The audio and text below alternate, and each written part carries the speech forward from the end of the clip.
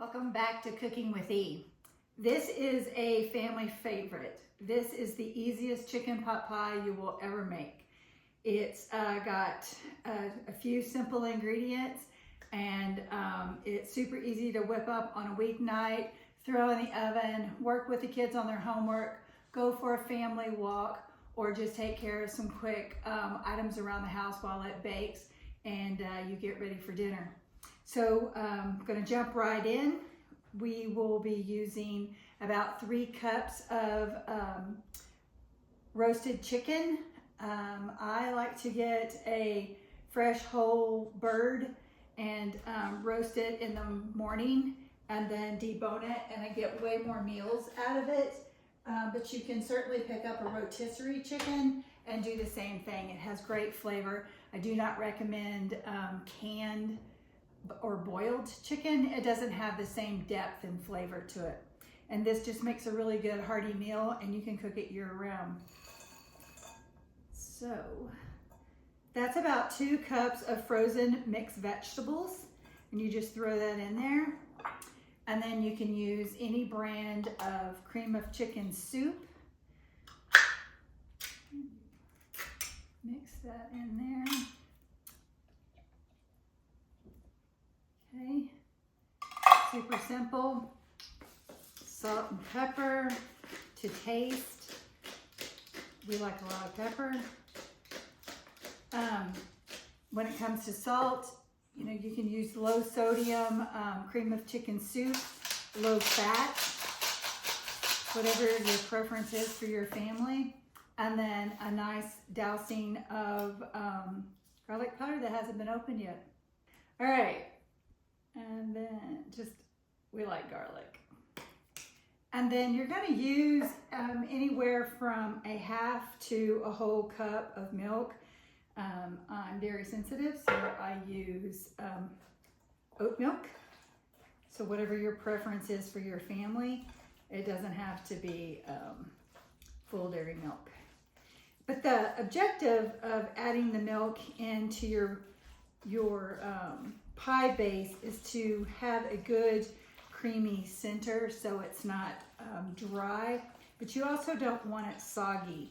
So you just want to get that just right and add just enough milk to make it creamy. And it usually doesn't take more than a cup, which is what that was. All right. Just mix that in really good. At this point, it's safe to taste. It is fully cooked. So that way you can test your salt and pepper content. For the sake of the video, I'm not going to do that right now. Okay, so super simple, already mixed up. This is a great recipe for new cooks. And then I use store-bought pie crust. Again, it's all about making life easy. You do not have to have a rolling pin. It does make it a little easier, but a lot of new cooks don't have one, so I'm not going to use one today. But that just simply gets you a little bit more width out of your pie crust, but you want to make sure you get it down really seated in your pie plate. Okay. And this makes a good thick dish pie. Okay, get that prepared. You're going to put your goodness inside your pie. Dallas is coming to check out what's going on.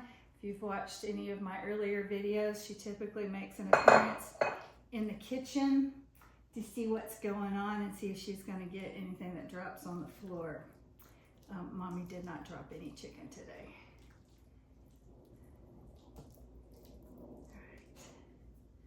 I'm sorry.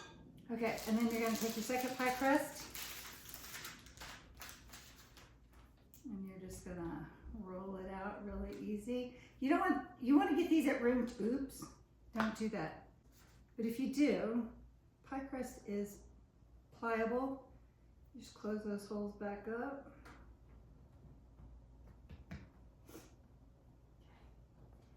throw that over your pie. The good thing about any pie is it has to be vented, so unless you're trying to serve this for company, I wouldn't freak out if you tear your crust the first time you make it.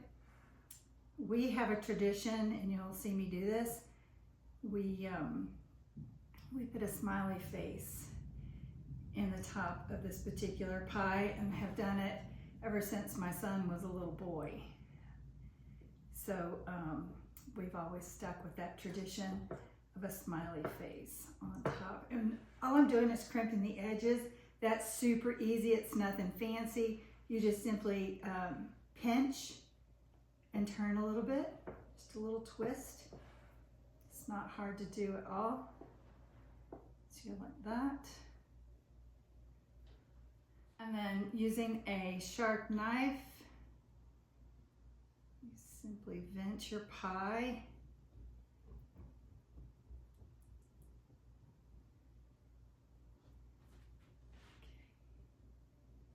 And then you're going to bake it in the oven at 425 degrees for approximately an hour.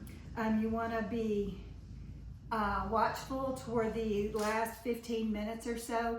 If your crust starts getting super brown, you can, on the edges, it'll darken on your edges first.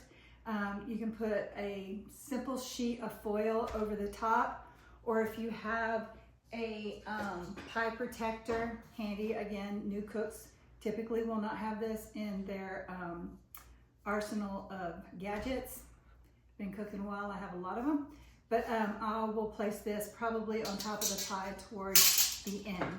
So this is what it looks like before it goes in the oven, and I'll see you back in about 45 minutes to an hour, and I will reveal the finished product. Thank you so much for joining us for this episode of chicken pot pie. If you like this particular video, please give it a thumbs up, subscribe, and share with your families and friends. And I'll share the end result for you in just a bit. And thank you for joining me in E's Kitchen today. Okay, we're back, and it smells amazing. This is what it looks like out of the oven.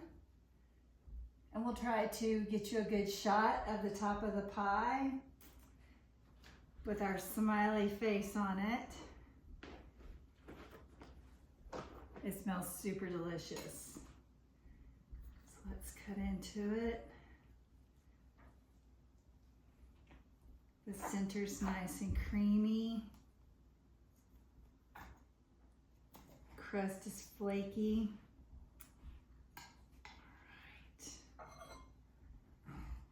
Dish up a good portion of it. Look at that goodness. I wish there was such a thing as smell aroma. So again, super simple ingredients. Shredded chicken.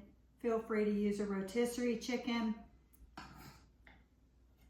3 cups of the chicken. 2 cups of the mixed frozen vegetables. About a cup of milk, a can of cream of chicken soup, salt, pepper, and garlic to your taste. And let's give it a go.